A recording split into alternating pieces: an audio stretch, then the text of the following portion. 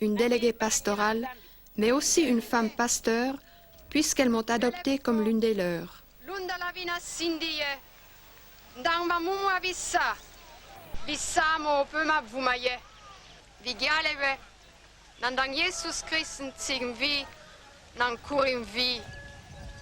Amen. Je suis arrivée en 1976 comme étudiante pour la faculté de théologie, où j'ai appris à connaître mon mari.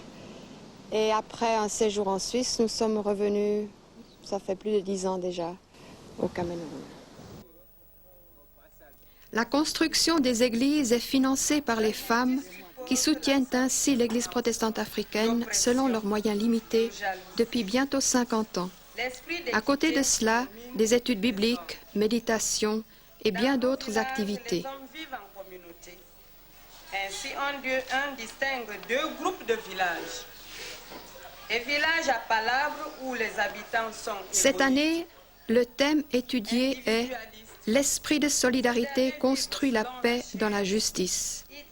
Beaucoup de femmes apprécient aujourd'hui les méthodes actives d'animation. Elles utiliseront ces mêmes méthodes pour transmettre l'enseignement reçu au niveau paroissial lors de leurs rencontres mensuelles.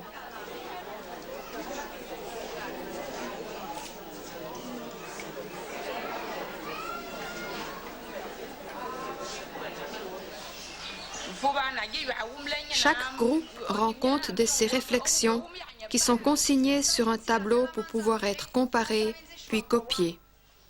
En tant que pasteur, je suis responsable de 2 paroisses, Douala et Yaoundé.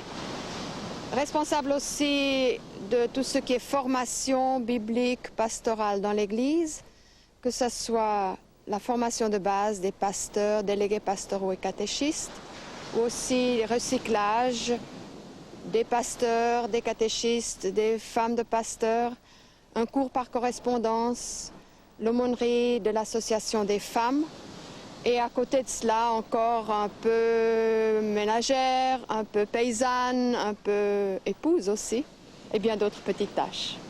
Nous habitons au sud du Cameroun, au sud des Eka, dans la grande forêt, dans un petit village.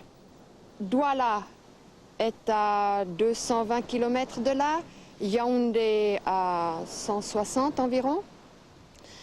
La formation, nous la faisons surtout à 4 km de chez nous. Et pour les séminaires, nous allons de paroisse en paroisse où nous sommes les hôtes selon un calendrier préétabli. Les lieux des grands rassemblements des femmes, hommes et jeunes varient également. Chaque paroisse les accueille à son tour et pourvoit à tout le nécessaire. C'est à la paroisse de Bijoka de recevoir l'Assemblée générale des jeunes de l'EPA. Bijoka était un village prospère, à l'époque où le cacao se vendait bien. Mais rares sont les paysans qui n'ont pas abandonné leur cacaoyère, qui exigent un travail énorme pour un maigre revenu. Ce n'est pas facile de bien sécher les fèves, car la récolte tombe en saison des pluies. Plus de 300 jeunes vivent pendant 5 jours ensemble, travaillent, parlent, prient et chantent dans leur langue d'origine, suivent des conférences-débats sur la culture et la foi, redécouvrent jeux, danses, artisanat et cuisine du terroir.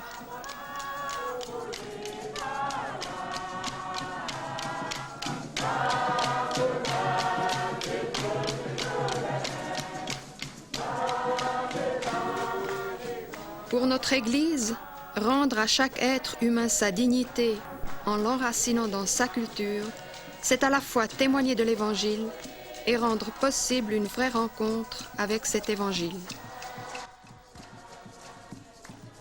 Au début du siècle, dans les années 10, nos ancêtres ont revendiqué que l'Évangile soit traduit et les cultes faits dans la langue de chez nous, dans la langue de la région, qui pour eux était à même de traduire les merveilles de Dieu pour les populations de chez nous. Devant l'entêtement des missionnaires de la mission presbytérienne américaine, ils ont pris la décision de commencer à célébrer leur culte dans la langue de la région, à parler Kwasio à notre Dieu, en se disant que, à l'époque, lorsque les disciples ont reçu le Saint-Esprit, il y a probablement eu quelqu'un qui a parlé Kwasio parmi ceux qui ont parlé à ce moment-là. Par ce chant en Kwasio, ce groupe invite les jeunes à poursuivre la tâche. Nos pères ont beaucoup lutté, rencontré bien des obstacles. Jeunes de l'EPA, soyons vigilants.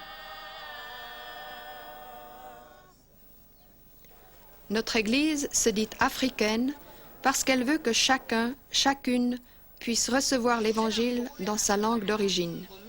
Tout se fait en Kwasio, l'enseignement des femmes, les cultes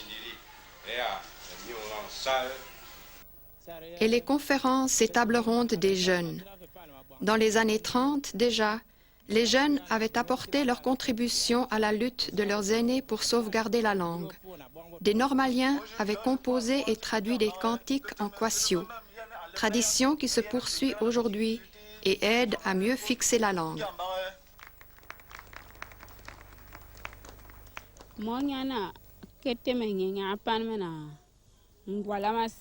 Dans les villages, tous les échanges se font en langue locale, y compris les réunions de conscientisation et les interviews.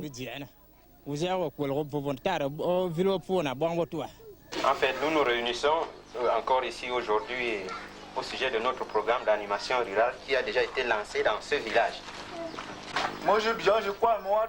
Parce qu'on y parle d'autres langues, il est indispensable de recourir à un interprète dans nos paroisses du centre et de l'Est, à plus de 500 km de Lolodorf, le siège de l'EPA.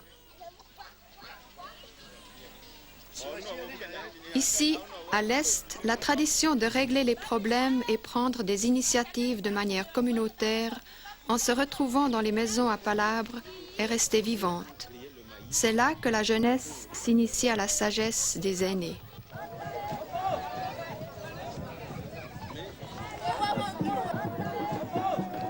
Partout où elle est implantée, notre Église encourage la reconstruction de ces lieux de solidarité villageoise.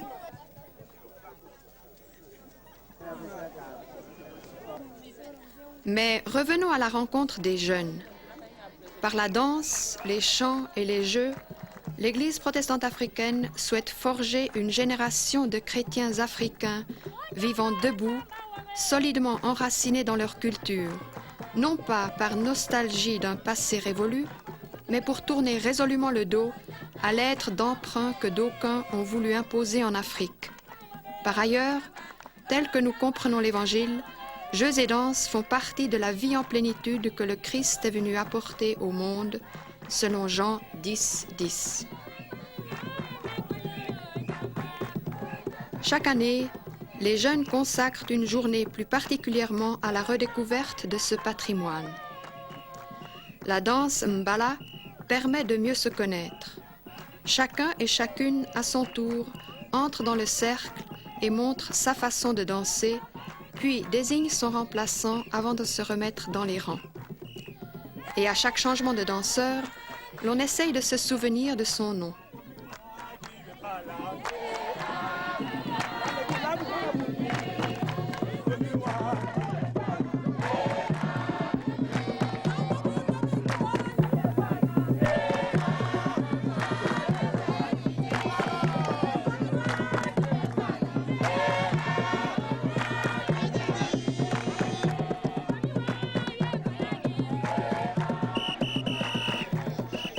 Avez-vous remarqué l'habillement? C'est que ce jour-là, chacun est invité à porter la robe ou le pagne traditionnel.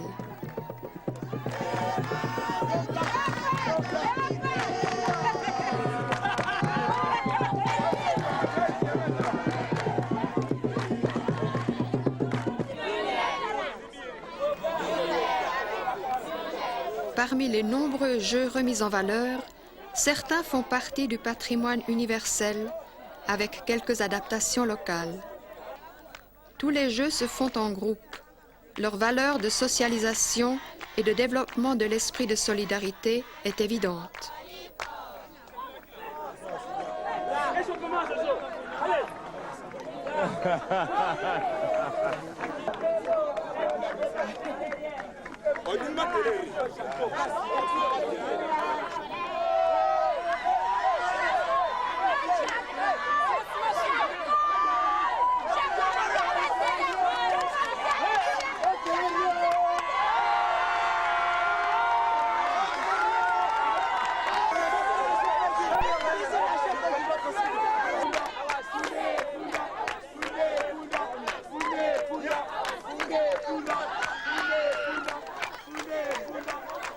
Si certains jeux viennent d'ailleurs, les chants qui les accompagnent sont toujours dans la langue du terroir, signe d'adaptation et d'adoption.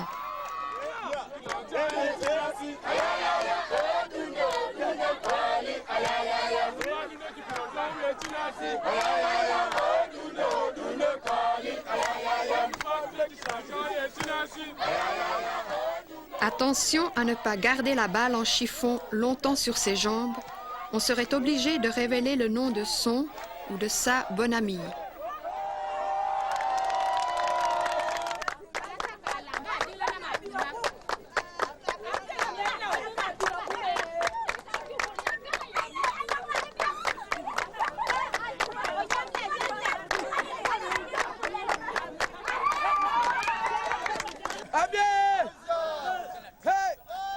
Le lancer du disque est sans conteste un jeu de la région.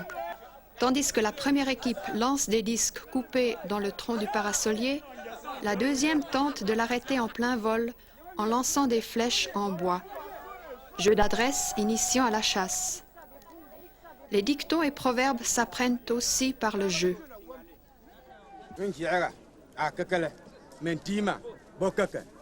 Il faut un meneur d'hommes.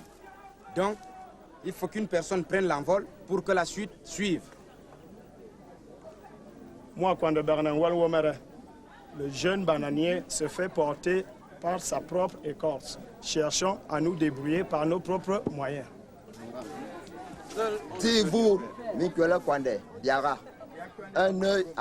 Sans l'avis des autres, on risque de se tromper.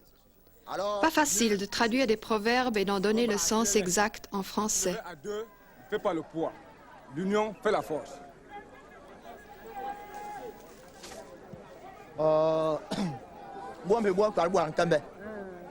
Chacun prend un porté de bracelet. À chacun ses honneurs. Pendant ce temps-là, l'équipe cuisine s'affaire. Il en faut des haricots pour nourrir tous ces jeunes qui ont bon appétit.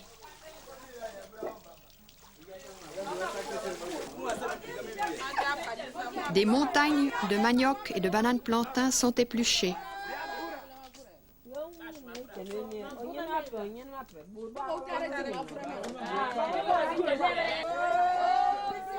Et tandis que les haricots mijotent sur le feu, les tam-tams commencent à rythmer la danse bidée.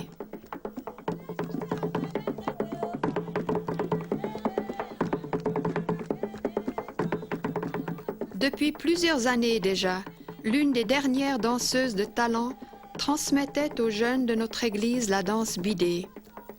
Elle est décédée il y a quelques mois, mais le flambeau a pu être transmis à de jeunes talents. C'est le cas de cette danseuse en maillot rose, désignée par le groupe pour mener la danse aujourd'hui. Dans son village, elle est catéchiste, seconde le pasteur et le remplace en son absence. Chacun met au service de la communauté ses dons, quels qu'ils soient.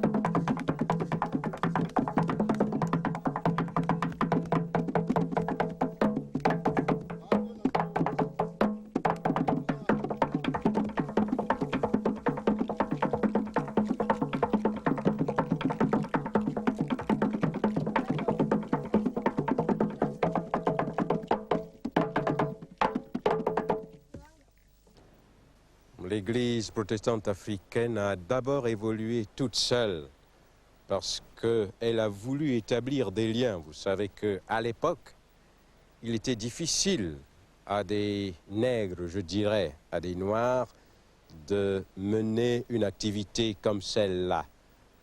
Organiser une église dans le temps et la gérer, c'était presque un défi pour ceux qui nous considéraient comme étant des êtres un peu diminués. Mais l'église a relevé le défi et elle s'est affirmée dans le temps, elle a continué à exister. Cela lui a donné une personnalité particulière qui aujourd'hui fait qu'elle s'exprime de manière assez différente d'autres églises qui ont connu des mères, comme on dit dans ce langage-là, qui ont connu des soutiens depuis toujours. Elle a vécu ainsi et ce n'est que récemment qu'elle a pu établir des liens, mais en adulte. Et nous défendons cet aspect de nos relations aujourd'hui. Il faut que nos partenaires acceptent un partenariat adulte. C'est bien sur ces bases que se vit la relation entre l'Église protestante africaine et le département missionnaire. Mais retournons à l'Assemblée des jeunes. Au moment des repas, l'Église se transforme en réfectoire. C'est tout un art que de répartir la nourriture dans toutes les assiettes pour que les derniers aient aussi de quoi manger. C'est pourquoi l'on préfère terminer la répartition avant le début du repas. Puis l'église devient salle de fête.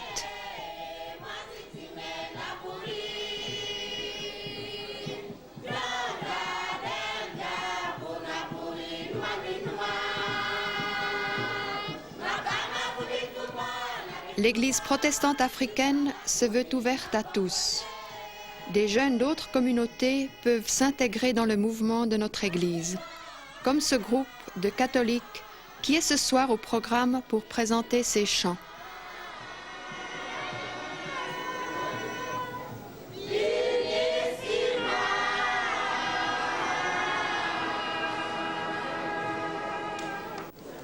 La soirée se poursuit par des devinettes. L'animateur passe le chasse-mouche à celui qui prend la parole. Chaque année, des jeunes présentent de nouveaux trésors de la sagesse et philosophie traditionnelle, dénichés en interrogeant les aînés. Jusqu'à ce jour, les anciens s'expriment en se servant de dictons, proverbes et autres contes, parfois par simple allusion. Aussi est-il important de réapprendre leur signification.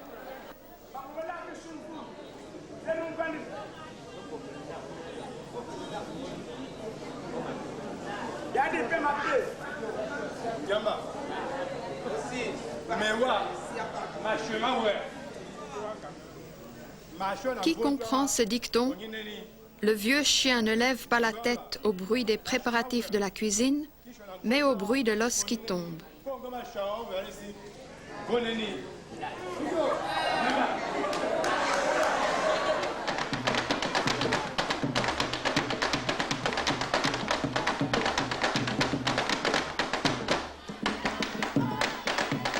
La danse mpiyé est d'origine pygmée, exigeante pour les danseurs qui évoluent seuls et en accord avec les joueurs de tam-tam, parfois jusqu'à l'aube.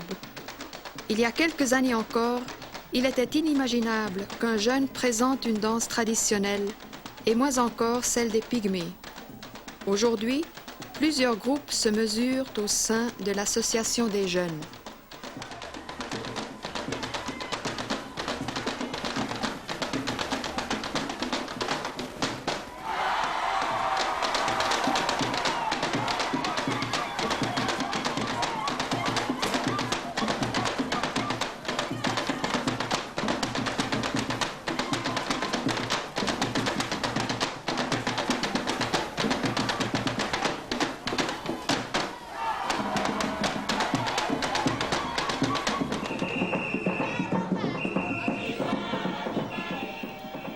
C'est au tour des côtiers de présenter leur danse, le maringal, avec des pagaies en miniature évoquant la pêche.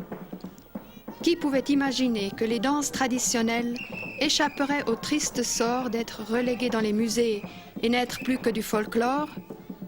Or, des jeunes organisent des soirées avec ces danses locales et en sont même fiers.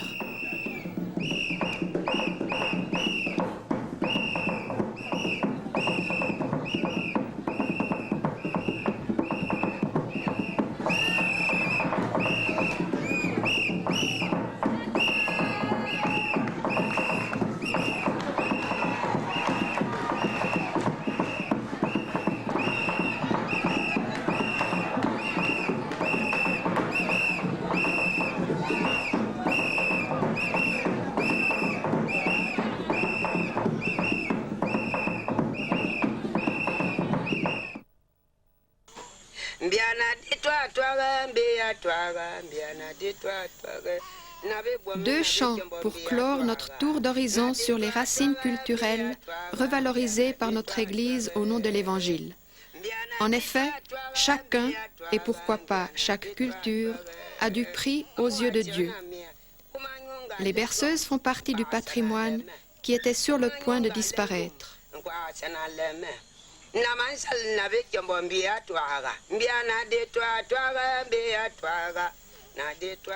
Et pour finir, notre cantatrice Anne-Marie Nzié, bien connue au Cameroun, offrira un solo en quasio. Bang mele madio, o shongwan Lazarus, chongwan si madie na siedina. To ye voisina, ye madiori shongwan, mekinina nkwala duga mangwan. Do fuma bana, Lazarus bamiyu. Wengelin sirinu Lazarus,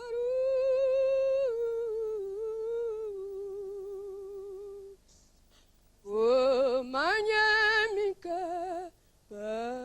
lamba masatan, nyemim vilnagi